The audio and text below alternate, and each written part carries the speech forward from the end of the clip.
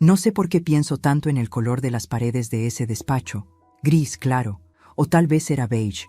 Los fluorescentes zumbaban como moscas encerradas. Mi abogado, el doctor Méndez, siempre insistía en que lo llamara doctor. Tenía manchas de café en su corbata azul marino. Me fijé en eso mientras él hablaba.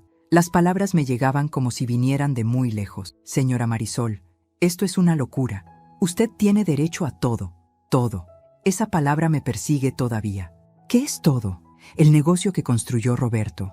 La casa de 4 pisos en Ipanema que nunca me gustó porque las escaleras me hacían doler las rodillas. Las cuentas bancarias que yo ni siquiera sabía que existían hasta que él murió. Todo. Roberto llevaba 3 meses muerto cuando sus hijos vinieron. No fue un entierro discreto. Fue de esos que salen en el periódico, con coronas de flores del tamaño de automóviles y gente que Roberto ni conocía fingiendo lágrimas. Los hijos, Rodrigo y Claudia, lloraron en primera fila. Yo estaba a su lado, mi vestido negro que compré corriendo en un centro comercial porque no tenía nada apropiado. Nunca imaginé que me volvería viuda a los 63. En el cementerio, Claudia me abrazó. Olía a ese perfume caro que usan las mujeres de su edad, 30 y pico, mujeres que nunca tuvieron que lavar platos ajenos para sobrevivir. Me dijo al oído, necesitamos hablar, Marisol, sobre el futuro, como si yo tuviera uno. No les caí bien nunca, eso lo supe desde el principio. Roberto me lo advirtió, creo, pero de esa forma sutil que tienen los hombres de advertir sin advertir realmente. Son jóvenes, necesitan tiempo, decía. Llevábamos 14 años casados cuando él murió.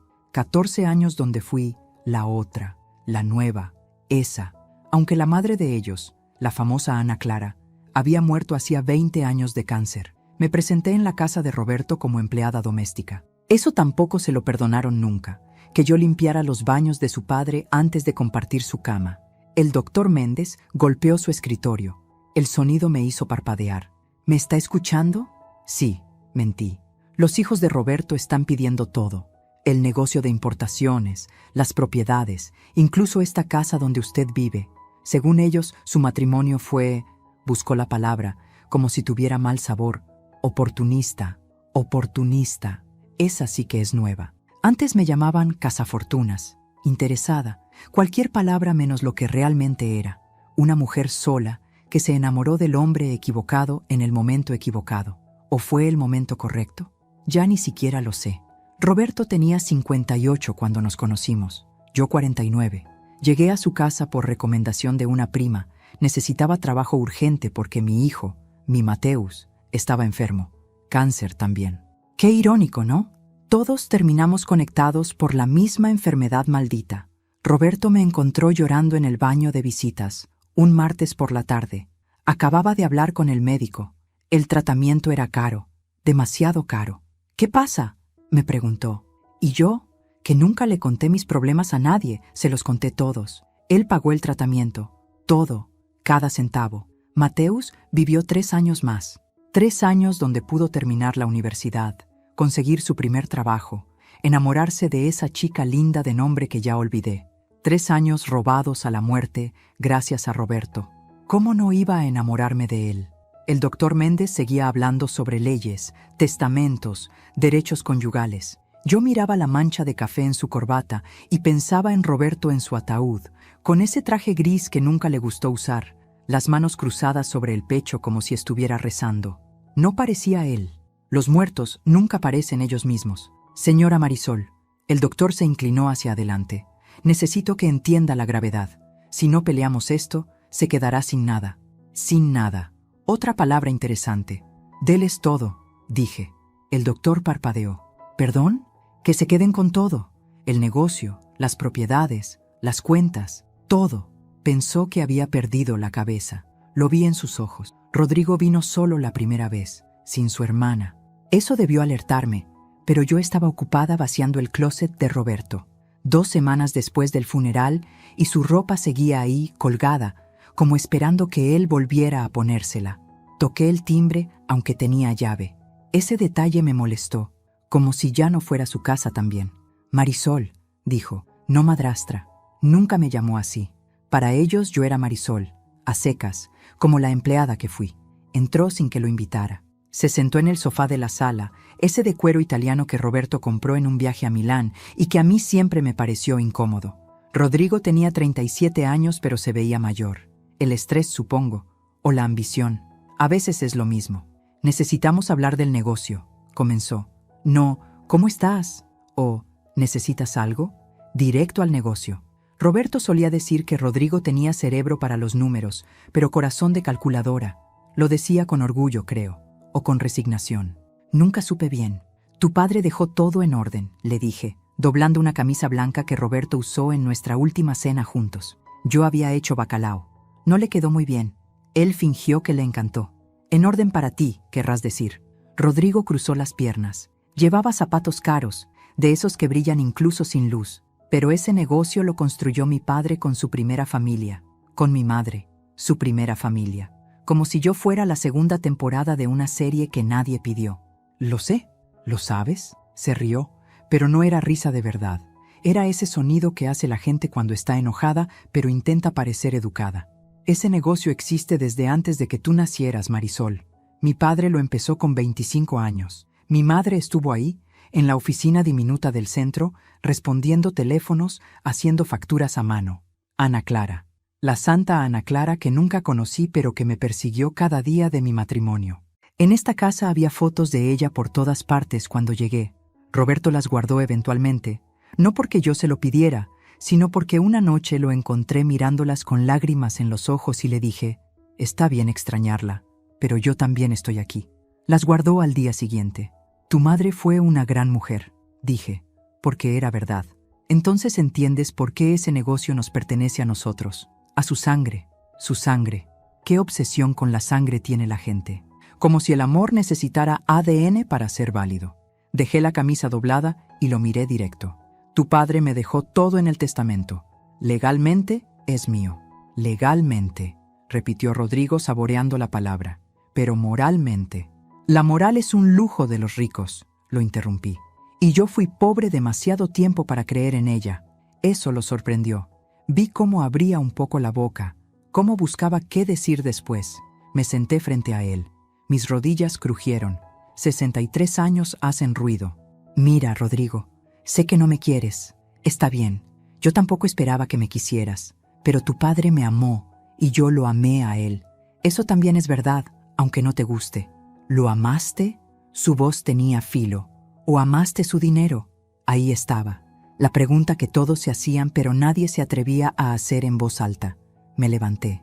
De pronto estaba cansada. Tan cansada. Pueden quedarse con el negocio, dije. Con todo. Rodrigo parpadeó. ¿Qué? Lo que oíste. Llama a tu abogado. Dile que no voy a pelear. Se quedó sentado, mirándome como si acabara de hablar en un idioma extranjero. ¿Por qué? Preguntó finalmente. Porque estoy cansada.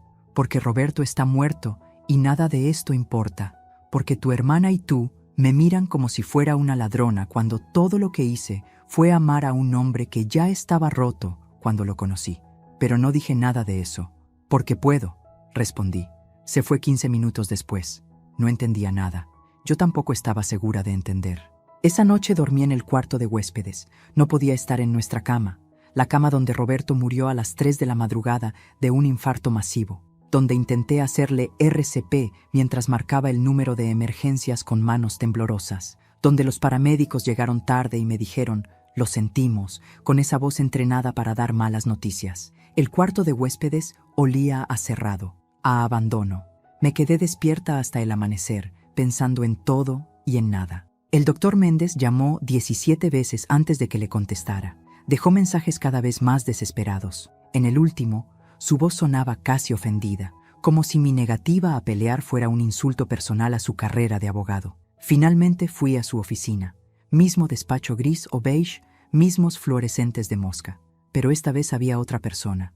Una mujer joven con lentes de marco grueso y una tablet en las manos. Mi asistente, Carolina, explicó el doctor Méndez. Está aquí para documentar todo. Documentar. ¿Qué palabra tan fría para algo tan sucio?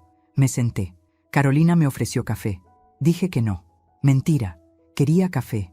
Quería muchas cosas, pero decir que sí a algo tan pequeño se sentía como abrir una puerta que debía permanecer cerrada. Señora Marisol, permítame ser muy claro. El doctor juntó las manos como si estuviera rezando. El patrimonio de su esposo asciende a aproximadamente 82 millones de reales. El negocio de importaciones genera ingresos anuales de 20 millones. Las propiedades están valuadas en otros 30 millones. Usted, como esposa legítima, tiene derecho al 50% de todo lo que se adquirió durante el matrimonio, más lo que él expresamente le dejó en el testamento, que es prácticamente todo, 82 millones. El número flotó en el aire como humo. Yo que una vez robé pan de una panadería porque mi hijo tenía hambre. Yo que usé la misma ropa interior durante 2 años porque no podía comprar nueva. Yo que limpié vómito de extraños por 300 reales al mes. 82 millones. No me importa, dije. El doctor dejó caer las manos sobre el escritorio. Un golpe seco. Carolina dejó de teclear en su tablet. «Disculpe, que no me importa el dinero».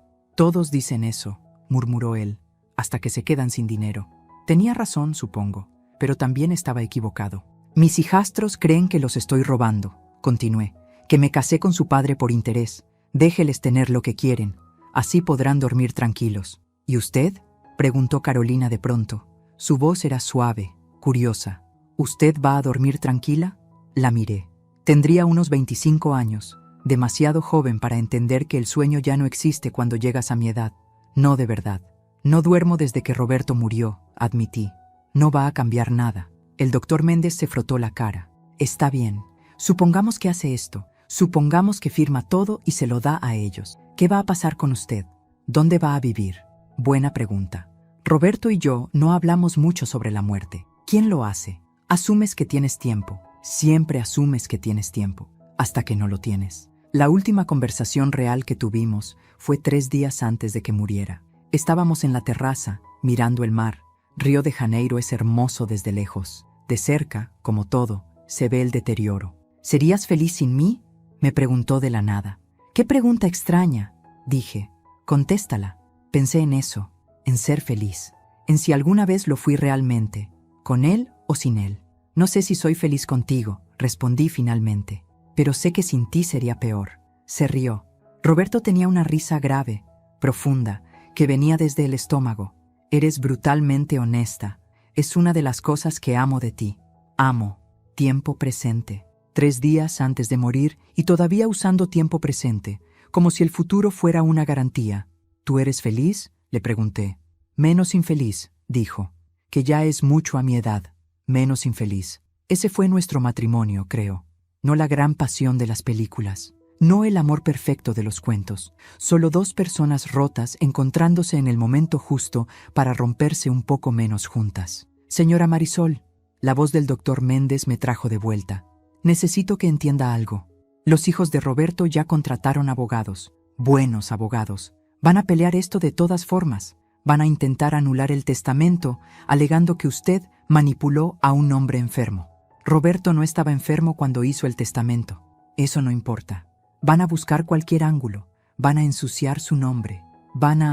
Ya ensuciaron mi nombre», lo interrumpí. «Desde el día en que me casé con él. ¿Qué más pueden hacer?». Silencio. Carolina miraba su tablet. El doctor Méndez miraba sus manos. «¿Hay algo más?», dijo él finalmente. «Algo que Roberto me pidió que le dijera solo si usted decidía no pelear». Mi corazón se aceleró. Estúpido corazón viejo que todavía reacciona a las sorpresas. «¿Qué cosa?». El doctor abrió un cajón. Sacó un sobre manila, grueso, sellado. Mi nombre escrito con la letra de Roberto en el frente. Letra de doctor. Ilegible y firme al mismo tiempo. Me lo entregó. Pesaba más de lo que debería pesar un sobre. Él dijo que lo abriría cuando estuviera lista y que sabría cuándo era el momento. Sostuve el sobre. El papel era áspero bajo mis dedos. «¿Usted sabe qué hay adentro?», pregunté.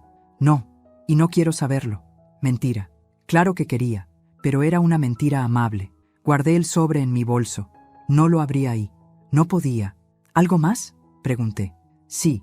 La audiencia final es en 3 semanas. Si va a hacer esto, necesito que esté absolutamente segura». «Estoy segura». No lo estaba, pero dije que sí de todas formas. Abrí el sobre a las 2 de la madrugada, sentada en el piso de la cocina, con una botella de vino barato que compré en el supermercado de la esquina. Roberto odiaba el vino barato. Decía que sabía a vinagre con pretensiones, pero él no estaba ahí para opinar. Dentro había papeles, muchos papeles, y una carta escrita a mano. Comencé por la carta. Marisol, si estás leyendo esto, significa que decidiste no pelear. Te conozco. Sé que vas a pensar que es lo correcto, que mis hijos merecen lo que construí con su madre. Siempre fuiste demasiado generosa con la gente que no te merece. Pero aquí está la verdad que nunca te dije. El negocio no es lo que parece. Me detuve. Leí la frase otra vez. El negocio no es lo que parece. Seguí leyendo.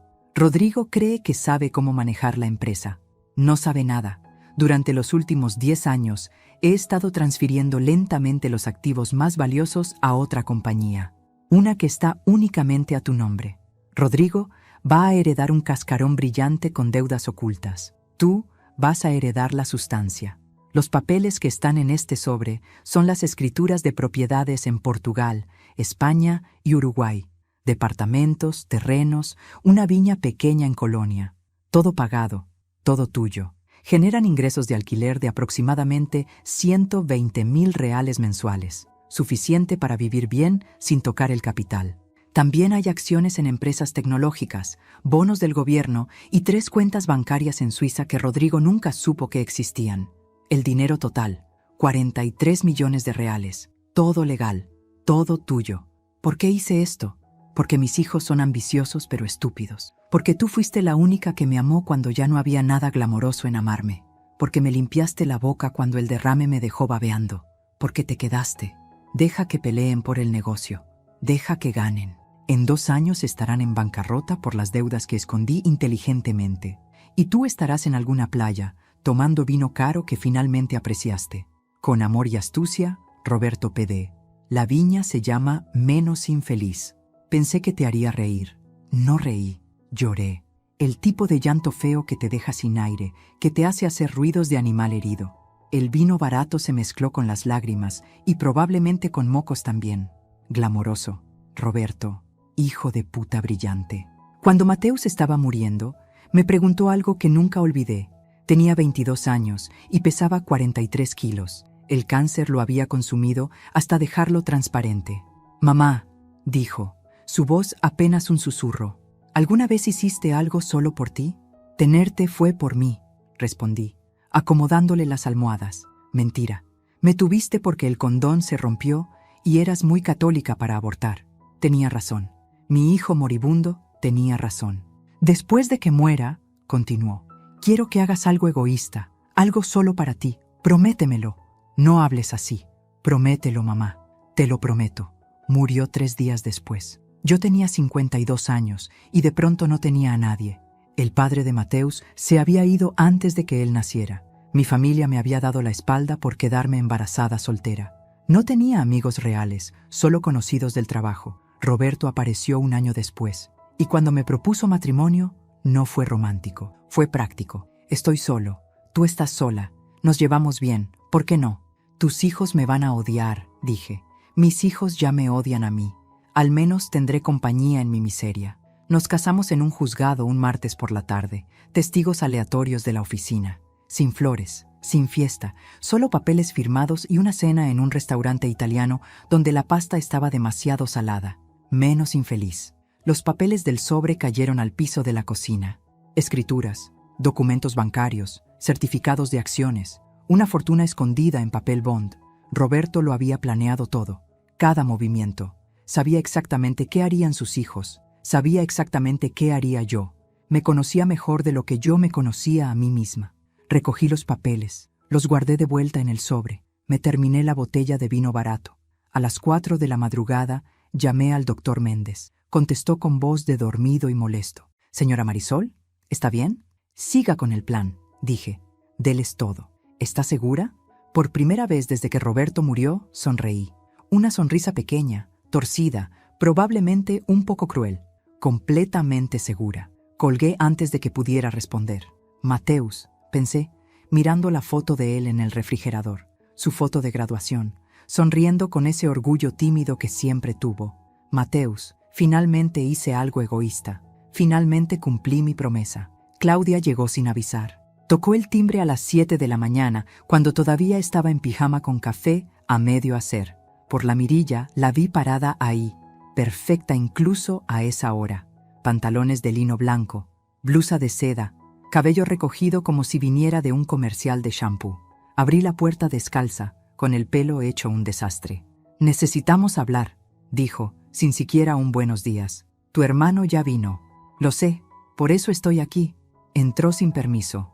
Se dirigió directamente a la cocina, como si conociera el lugar. Y lo conocía, supongo.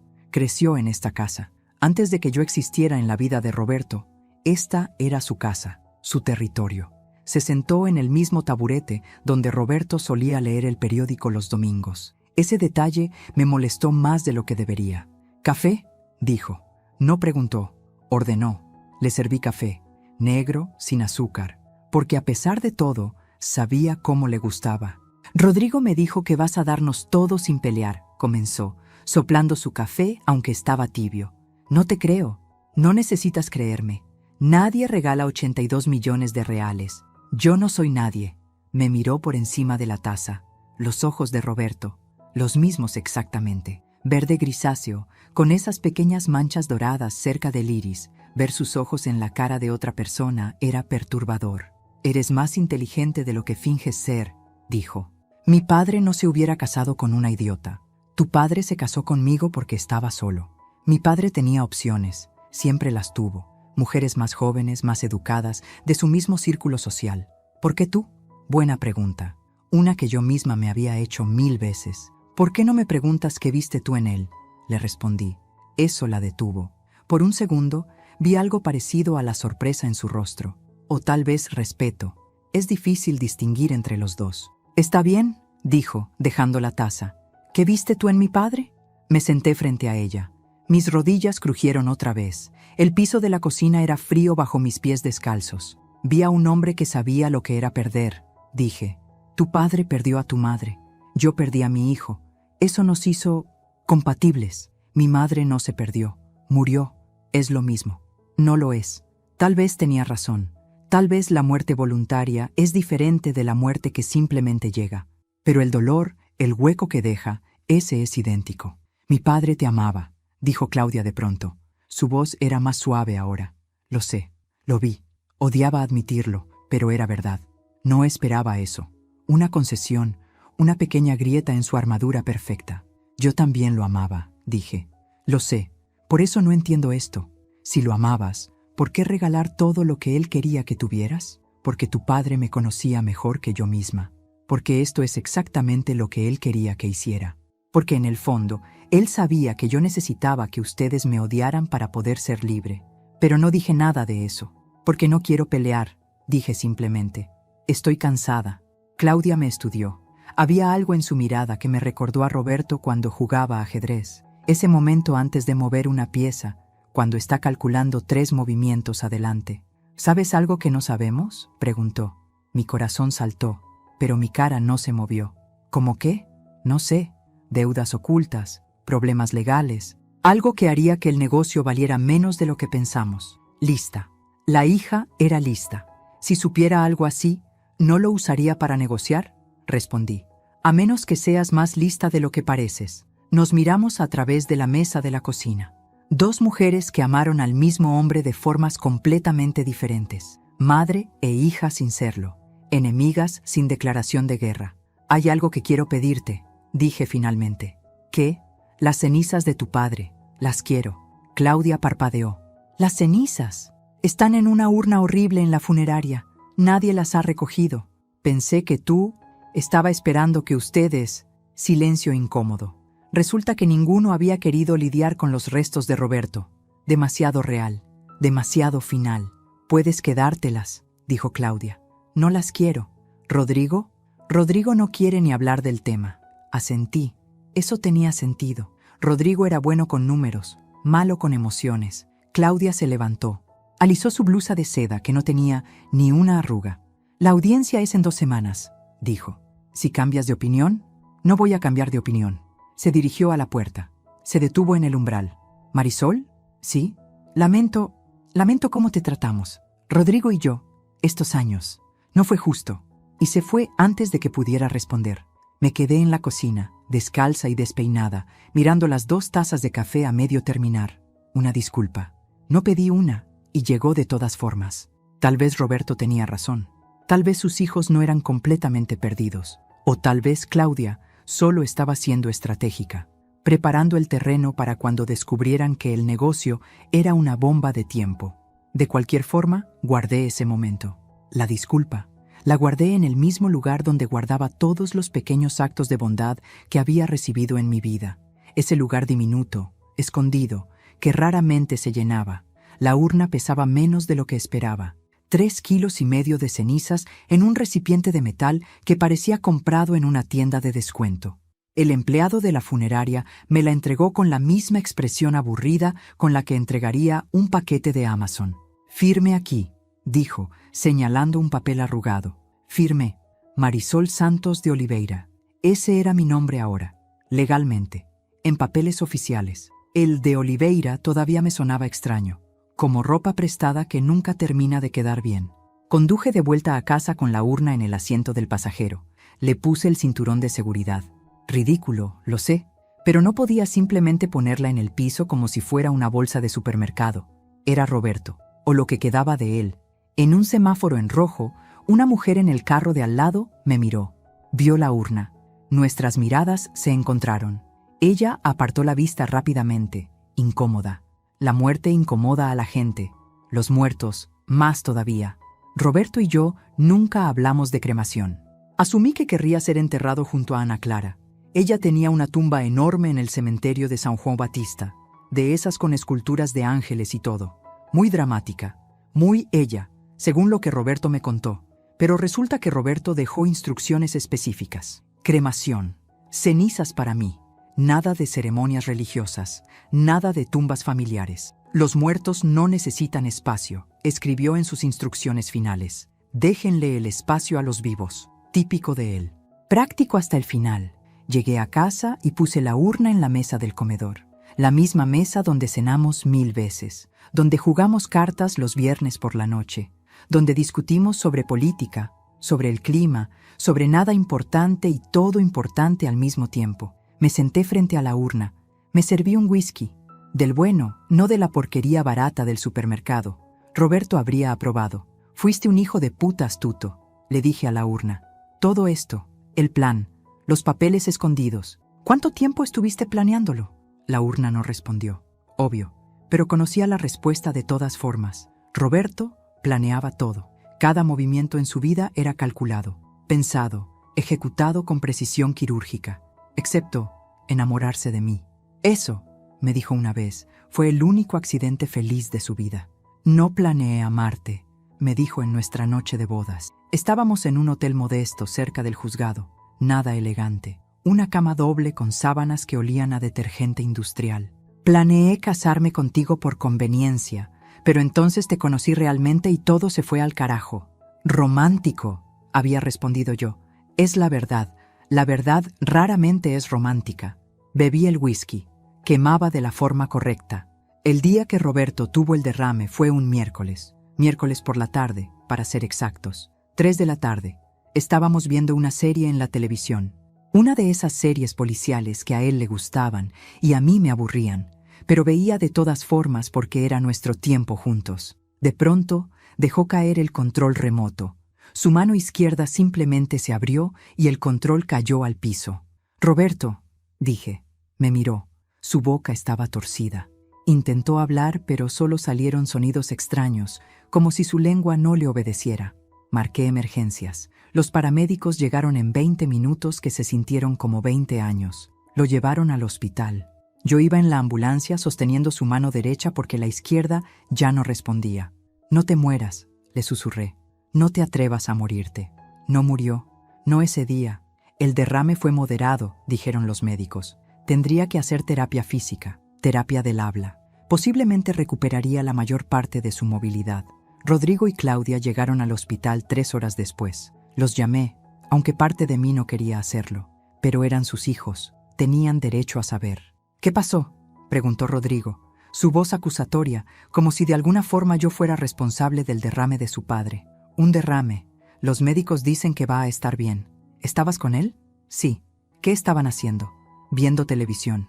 «¿Nada más?» La implicación era clara. como si yo hubiera provocado el derrame de alguna forma, como si estar casada con su padre fuera un acto de violencia en sí mismo. Nada más, repetí, mi voz más fría que el whisky en mi vaso. Claudia puso una mano en el brazo de su hermano. Rodrigo, no, pero el daño estaba hecho, la semilla de sospecha plantada. Roberto pasó 3 semanas en el hospital. Yo iba todos los días. Me sentaba junto a su cama y le leía el periódico en voz alta porque él no podía leer bien todavía. Las palabras bailaban en la página. Le hablaba sobre cosas sin importancia. El clima, las noticias, el vecino que se compró un perro que ladraba toda la noche.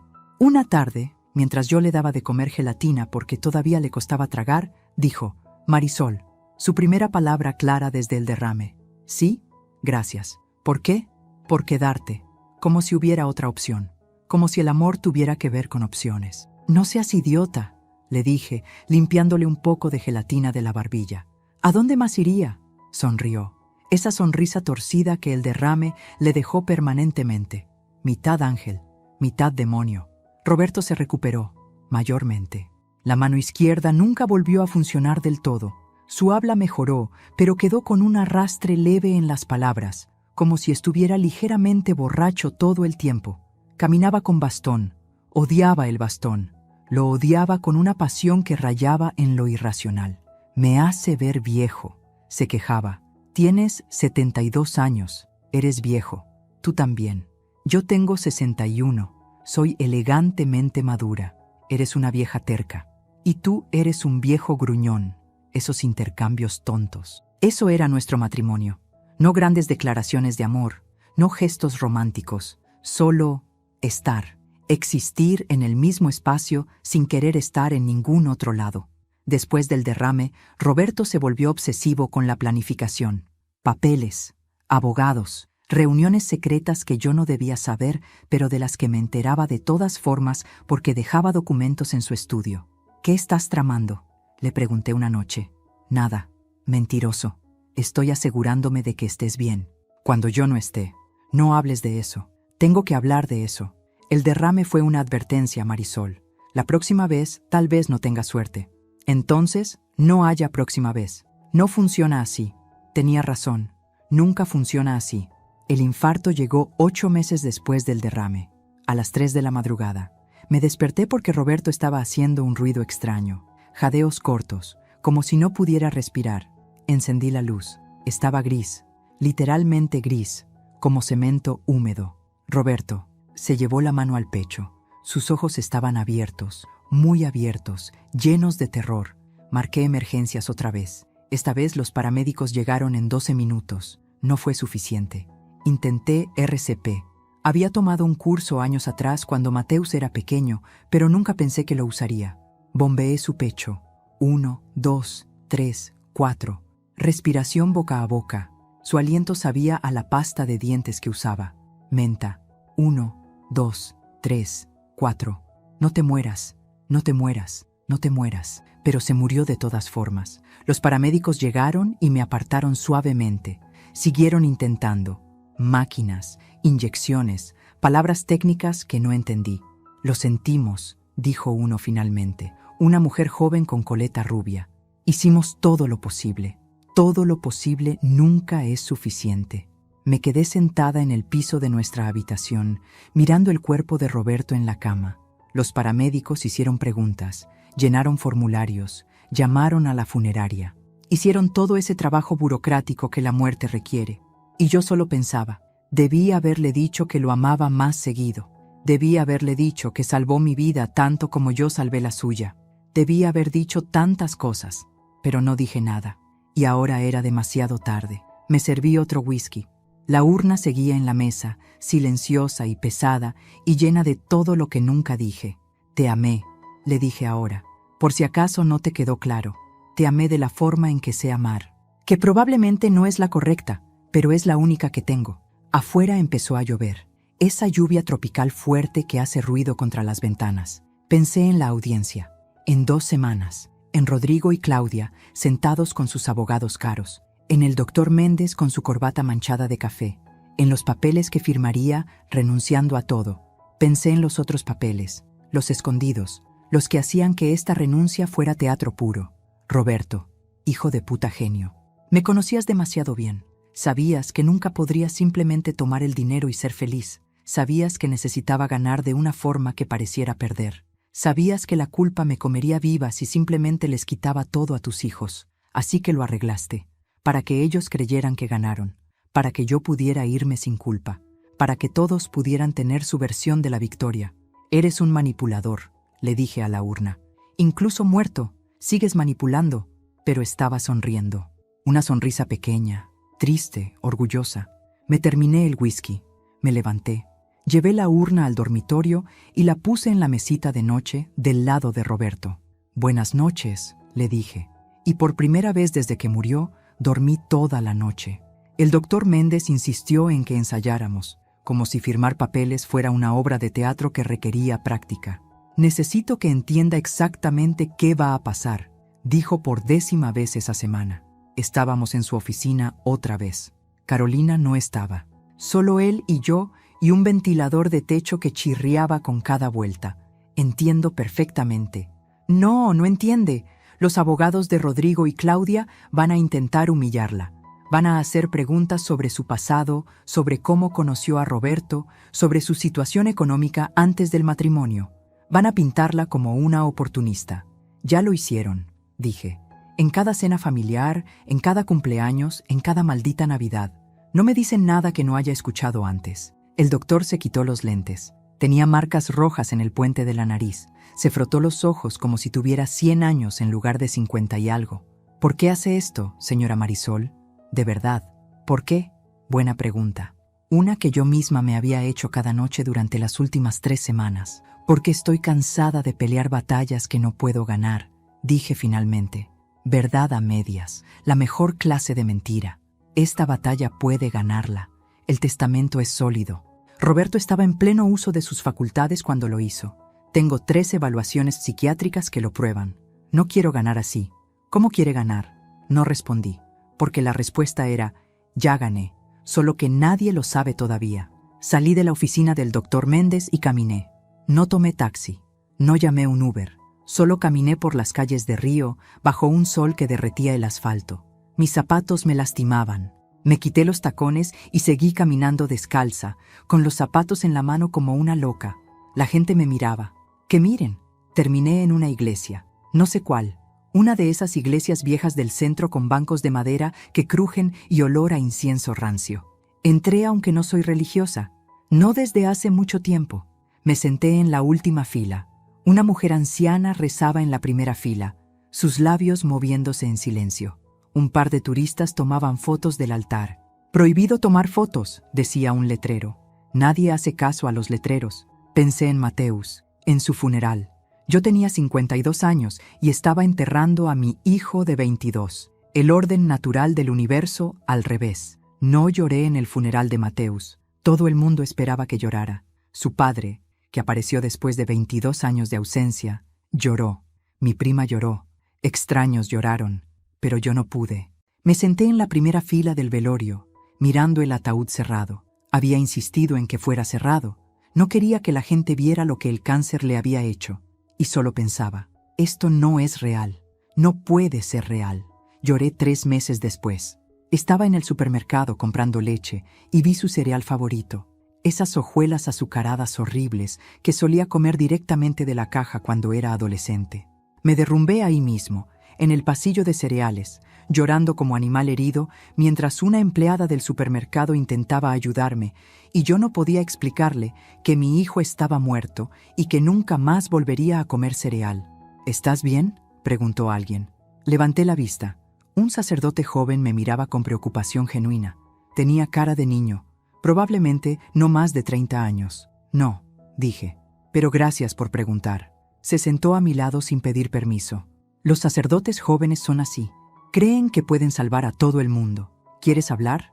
No realmente. Está bien. Se quedó sentado de todas formas, en silencio. Eso lo aprecié. El silencio. Después de un rato dije, ¿usted cree en la justicia divina?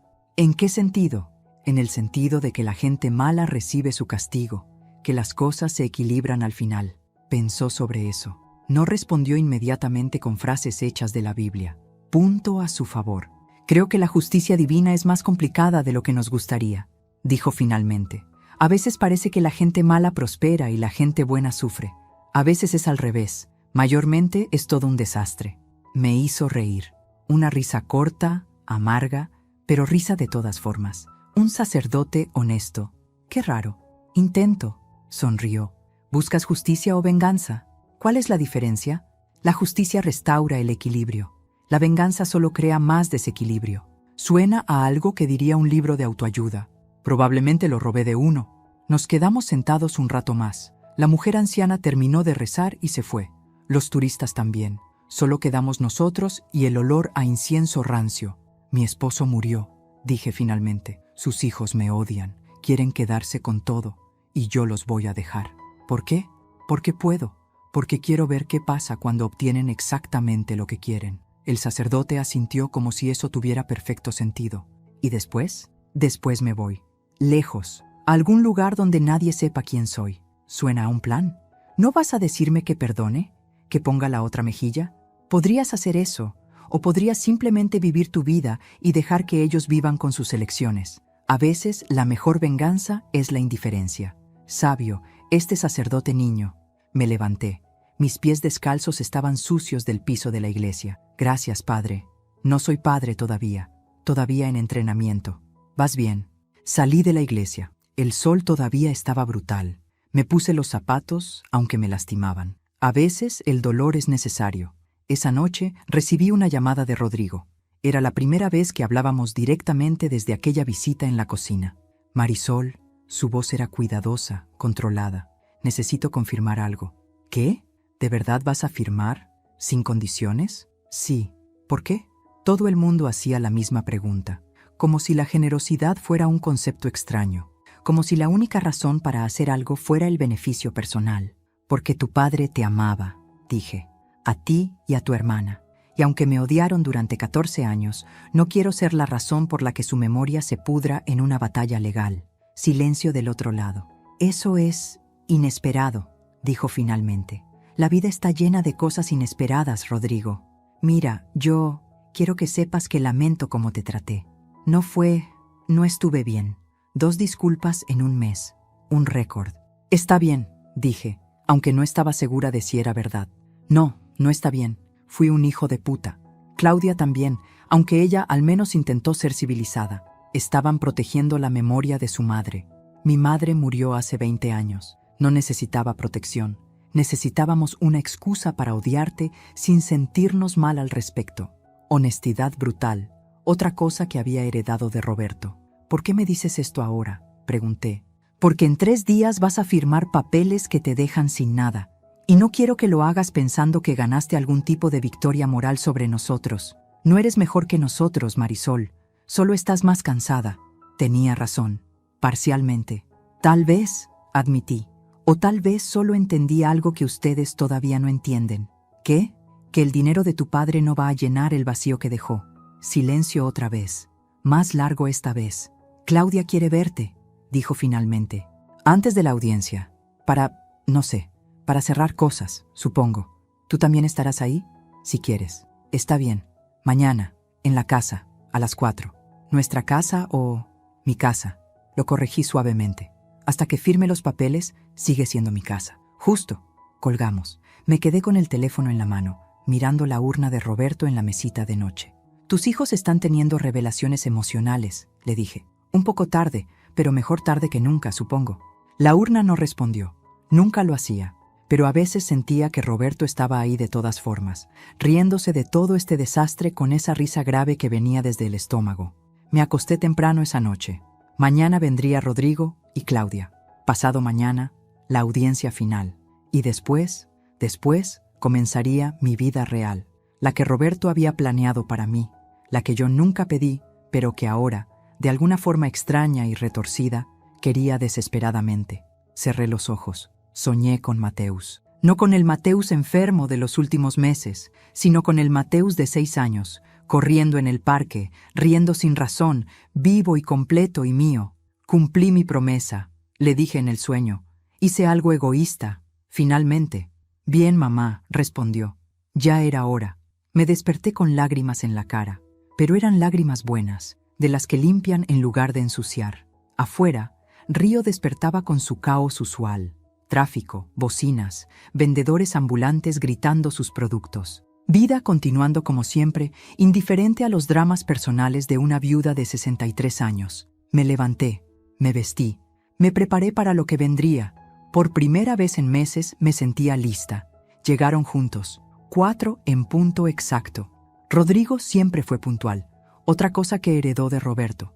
Claudia traía un pastel, de limón, mi favorito. No sé cómo lo supo. Tal vez Roberto se lo mencionó alguna vez, o tal vez fue solo coincidencia. No tenías que traer nada, dije, aceptando el pastel de todas formas. Lo sé. Los tres nos quedamos parados en la sala, incómodos, como extraños en una fiesta donde no conocen a nadie. Siéntense, dije finalmente. Se sentaron, en el sofá de cuero italiano que nunca me gustó. Yo me senté en la silla de Roberto, su silla, la que tenía la forma de su cuerpo después de tantos años de uso. Rodrigo habló primero. Queremos que sepas que revisamos todo. Los libros contables del negocio, las propiedades, las cuentas, todo está en orden. Bien, más que en orden realmente. Mi padre fue meticuloso. El negocio está valuado en más de lo que pensábamos inicialmente. Asentí.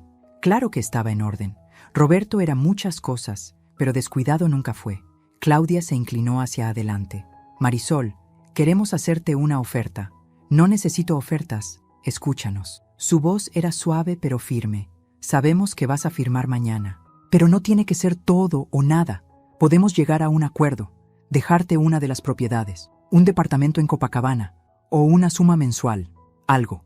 No quiero nada. Todo el mundo quiere algo, dijo Rodrigo. Yo solo quiero irme. ¿A dónde? No había pensado en eso específicamente. Sabía que me iría, lejos, pero ¿a dónde? Portugal tal vez, o Uruguay. Tenía propiedades en ambos lugares ahora, gracias a Roberto y sus planes secretos. No sé todavía. Lejos. Claudia intercambió una mirada con su hermano. Uno de esos intercambios silenciosos que solo tienen los hermanos. Comunicación telepática. Hay algo que queremos darte, dijo ella. Sacó un sobre de su bolso, pequeño, blanco, sin sellar. ¿Qué es? Cartas. De mi padre. Para ti. Mi corazón se detuvo. ¿Cartas? Las encontramos en su estudio, en un cajón cerrado con llave. Hay como 20. Algunas son de hace años, otras son de sus últimas semanas. Tomé el sobre con manos temblorosas. Podía sentir el peso de las cartas adentro. ¿Las leyeron? No, dijo Rodrigo. Tienen tu nombre, son tuyas. Un gesto de decencia, pequeño pero significativo. Gracias. Nos quedamos en silencio otra vez, pero era un silencio diferente ahora, menos incómodo, más resignado tal vez. Mi padre te amaba, dijo Rodrigo de repente. De verdad, lo vi, en cómo te miraba, en cómo hablaba de ti cuando no estabas, en cómo se preocupaba por ti después del derrame. Yo también lo amaba, lo sé, y lamento haber dudado de eso. Claudia se limpió los ojos. No lloraba exactamente, pero estaba cerca. Éramos niños cuando murió nuestra madre, dijo. Yo tenía 17, Rodrigo 20, y mi padre se perdió. Durante años, no era realmente él, era como un fantasma viviente. Lo sé, dije. Roberto me había contado sobre esos años, los años oscuros, los llamaba. Pero cuando te conoció, volvió. No del todo, nunca del todo, pero volvió lo suficiente. Y deberíamos haberte agradecido por eso en lugar de odiarte. No me odiaban realmente, dije. Solo odiaban que él siguiera adelante sin su madre. Tal vez, admitió Claudia. O tal vez somos solo personas complicadas con sentimientos complicados. Todos lo somos. Rodrigo se levantó. Caminó hacia la ventana que daba al mar. Roberto solía pararse ahí por las mañanas, café en mano, mirando el horizonte. Mañana termina todo esto, dijo sin voltear. Firmas los papeles. Nosotros heredamos el negocio. Tú te vas a donde sea que vayas. Y ya está. Ya está, repetí. ¿Alguna vez nos volveremos a ver? Honestamente, no lo sabía. Tal vez, dije, si el universo quiere. Rodrigo se volteó. Sus ojos, los ojos de Roberto, estaban húmedos. Cuídate, Marisol. Ustedes también. Se fueron poco después. Abrazos breves en la puerta, formales pero genuinos. Cuando se fueron, me senté en el piso de la sala con el sobre de cartas. No las abrí todavía. No estaba lista. En lugar de eso, corté el pastel de limón. Comí un pedazo directamente del molde con un tenedor. Estaba delicioso, casero. Claudia lo había hecho ella misma. Podía notarlo por las imperfecciones del glaseado. Un gesto de paz, pequeño, tardío, pero real. Afuera, el sol comenzaba a ponerse, naranja y rosa sobre el océano. Roberto decía que los atardeceres de Río eran los más hermosos del mundo. Probablemente tenía razón. Mañana sería la audiencia. Mañana firmaría papeles. Mañana Rodrigo y Claudia creerían que habían ganado. Y después comenzaría el resto de mi vida. La vida que elegí. La vida que merecía. Por primera vez en 63 años, viviría solo para mí. Si esta historia te ha hecho reflexionar, si te ha movido algo por dentro o simplemente te ha mantenido enganchado hasta este momento, te invito a que te suscribas al canal. Aquí encontrarás más historias como esta, reales en su emoción, humanas en su complejidad, diferentes en su narrativa. Dale like si Marisol te hizo sentir algo, ya sea admiración, frustración, curiosidad o esa mezcla extraña de emociones que solo las buenas historias provocan. Y déjame en los comentarios, ¿qué harías tú en su lugar? ¿Entregarías todo o pelearías hasta el final? Comparte este video con alguien que necesite escuchar una historia sobre segundas oportunidades, sobre decisiones difíciles, sobre encontrar tu propio camino cuando todo parece perdido. Activa la campanita de notificaciones, porque cada semana subo historias que te harán pensar, sentir y tal vez ver tu propia vida desde otra perspectiva. Nos vemos en la próxima historia. Gracias por estar aquí. Gracias por escuchar. Aviso importante. Esta historia es completamente ficticia. Los personajes, nombres, situaciones, lugares y eventos narrados son producto de la imaginación creativa y no representan ni están basados en personas reales, vivas o fallecidas, ni en hechos reales. Cualquier parecido con la realidad es pura coincidencia. Esta narrativa fue creada con el propósito de generar reflexión, provocar emociones auténticas y aportar valor a tu vida a través del poder de las historias. No pretende ofrecer asesoría legal, financiera o de ningún otro tipo profesional. Gracias por entender que las mejores historias no son necesariamente verdaderas, pero sí auténticas en lo que nos hacen sentir.